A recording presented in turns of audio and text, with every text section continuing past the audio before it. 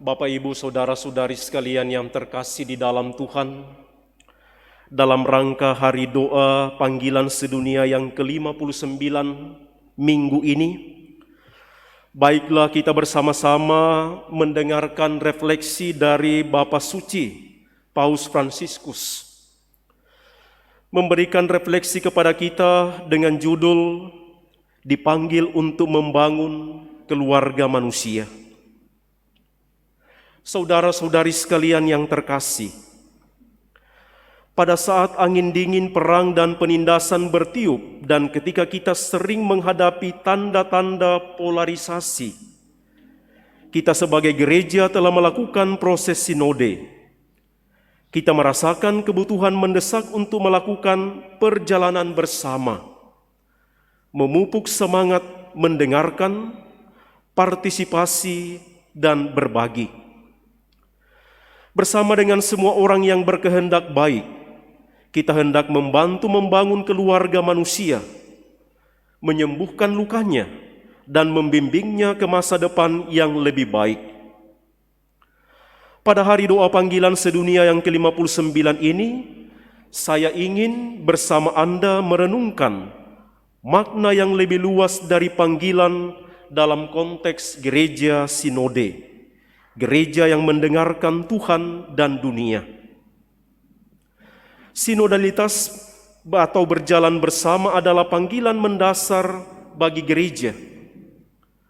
Hanya dalam cakrawala inilah kita dimungkinkan untuk membedakan dan menghargai berbagai panggilan, karisma, dan pelayanan. Kita tahu bahwa gereja ada untuk mewartakan Injil, terus maju dan menabur benih Injil dalam sejarah. Misi ini hanya dapat dilaksanakan jika semua bidang kegiatan pastoral saling bekerja sama, dan yang lebih penting, melibatkan semua murid Tuhan. Karena berdasarkan baptisan mereka, semua anggota umat Allah telah menjadi murid-murid yang diutus. Semua yang dibaptis, apapun posisi mereka di dalam gereja atau tingkat pengajaran iman mereka, adalah agen evangelisasi. Kita harus waspada terhadap mentalitas yang akan memisahkan imam dan awam, menganggap yang pertama sebagai pelaku utama dan yang kedua sebagai pelaksana. Dan karena itu bersama-sama meneruskan misi Kristiani sebagai satu umat Allah, awam dan gembala bersama-sama. Kata panggilan tidak boleh dipahami secara terbatas, hanya merujuk pada mereka yang mengikuti Tuhan melalui hidup bakti khusus. Kita semua dipanggil untuk ambil bagian dalam misi Kristus untuk menyatukan kembali umat manusia yang terpecah-pecah dan mendamaikannya dengan Allah. Setiap pria dan wanita, bahkan sebelum bertemu Kristus dan memeluk iman Kristiani, menerima karunia kehidupan panggilan mendasar. Kita masing-masing adalah makhluk yang dikehendaki dan dikasihi oleh Allah. Masing-masing dari kita memiliki tempat yang unik dan khusus di hati Tuhan. Pada setiap saat dalam hidup kita, kita dipanggil untuk menumbuhkan percikan ilahi ini, hadir di hati setiap pria dan wanita, dan dengan demikian berkontribusi pada pertumbuhan kemanusiaan yang diilhami oleh cinta dan penerimaan timbal balik. Kita dipanggil untuk menjadi penjaga satu sama lain, untuk memperkuat ikatan harmoni dan berbagi, dan untuk menyembuhkan luka seluruh ciptaan agar keindahannya tidak dihancurkan. Singkatnya, kita dipanggil untuk menjadi satu keluarga di rumah bersama yang luar biasa, dalam keragaman unsur-unsurnya yang telah diperdamaikan. Dalam arti yang luas ini, tidak hanya individu yang memiliki panggilan, tetapi juga berbagai jenis masyarakat, komunitas, dan kelompok. Di dalam panggilan umum yang luas ini, Tuhan menyampaikan panggilan khusus kepada kita masing-masing. Dia menyentuh hidup kita dengan kasih-Nya dan mengarahkan kita ke tujuan akhir, menuju penemuan yang melampaui ambang kematian. Begitulah cara Tuhan ingin melihat hidup kita dan bagaimana Dia masih melihatnya.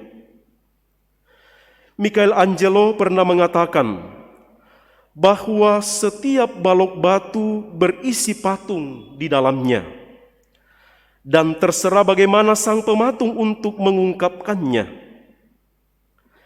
Jika itu benar bagi seorang seniman, apalagi bagi Tuhan. Dalam diri wanita muda Nazaret, Dia melihat Bunda Allah. Dalam diri Simon si nelayan, Dia melihat Petrus, si batu karang tempat Dia akan mendirikan gerejanya. Dalam diri Lewi pemungut cukai, Dia mengenali Rasul dan penginjil Matius.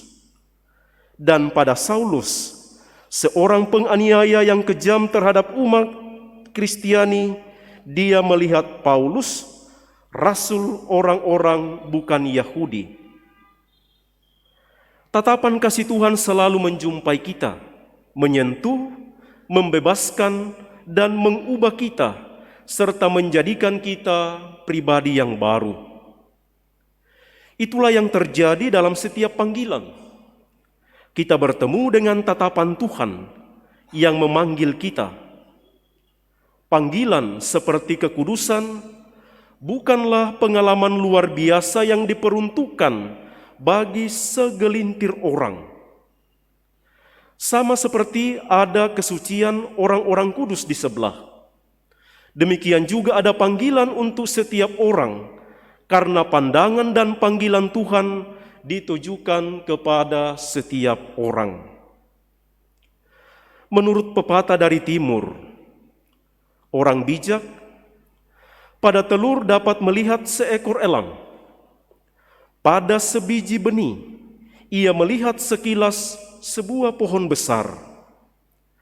Pada orang berdosa, ia melihat orang kudus. Begitulah cara Tuhan melihat kita. Dalam diri kita masing-masing, Dia melihat potensi tertentu yang terkadang tanpa kita sadari. Dan sepanjang hidup kita, Dia bekerja tanpa lelah sehingga kita dapat menempatkan potensi ini untuk kepentingan bersama. Tatapan Allah yang penuh kasih dan kreatif bertemu dengan kita dengan cara yang sepenuhnya unik di dalam Yesus. Penginjil Markus memberitahu kita bahwa dalam berbicara dengan pemuda kaya, Yesus memandang dia dan mengasihi dia. Tatapan Yesus ini penuh kasih, bersandar pada kita masing-masing. Saudara-saudari, marilah kita membiarkan diri kita tergerak oleh tatapan ini untuk mengizinkannya memimpin kita keluar dari diri kita sendiri. Marilah kita juga belajar untuk saling memandang sedemikian rupa, sehingga semua orang yang hidup dan yang kita jumpai, siapapun mereka, akan merasa disambut dan menemukan bahwa ada seseorang yang memandang mereka dengan kasih dan mengundang mereka untuk mengembangkan potensi diri mereka sepenuhnya. Hidup kita berubah ketika kita menyambut tatapan ini. Semuanya menjadi dialog panggilan antara diri kita dengan Tuhan, tetapi juga antara diri kita dengan orang lain. Dialog yang dialami secara mendalam membuat kita semakin menjadi diri kita sendiri. Dalam panggilan imamat, mereka yang ditabiskan, panggilan ini menjadi alat rahmat dan belas kasih Kristus. Dalam panggilan hidup bakti, terwujud pujian bagi Allah dan nubuat kemanusiaan baru. dalam panggilan berkeluarga. Pria dan wanita saling memberi dan menjadi guru kehidupan. Dalam setiap panggilan dan pelayanan gerejawi, kita melihat orang lain dan dunia dengan mata Tuhan untuk melayani kebaikan dan menyebarkan cinta kasih dengan karya dan perkataan kita. Saudara-saudari sekalian yang terkasih, sebagai orang Kristiani, kita tidak hanya menerima panggilan secara individu. Kita juga dipanggil secara bersama-sama. Kita seperti ubin mosaik, masing-masing indah dalam dirinya sendiri. Tetapi hanya ketika mereka disatukan, mereka membentuk sebuah gambar. Masing-masing dari kita bersinar seperti bintang di hati Tuhan dan di cakrawala alam semesta. Namun pada saat yang sama, kita dipanggil untuk membentuk konstelasi yang dapat membimbing dan menerangi jalan umat manusia, dimulai dari tempat kita tinggal. Inilah misteri gereja, perayaan perbedaan, tanda dan sarana dari semua yang menjadi panggilan umat manusia. Karena itu, gereja harus semakin sinode, yakni mampu berjalan bersama, bersatu dalam keragaman yang harmonis, di mana setiap orang dapat berpartisipasi secara aktif, dan di mana setiap orang memiliki sesuatu untuk disumbangkan. Ketika kita berbicara tentang panggilan, maka ini bukan hanya tentang memilih jalan ini atau jalan itu, mengabdikan hidup untuk pelayanan tertentu, atau tertarik pada karisma keluarga, gerakan atau komunitas gerejawi yang religius.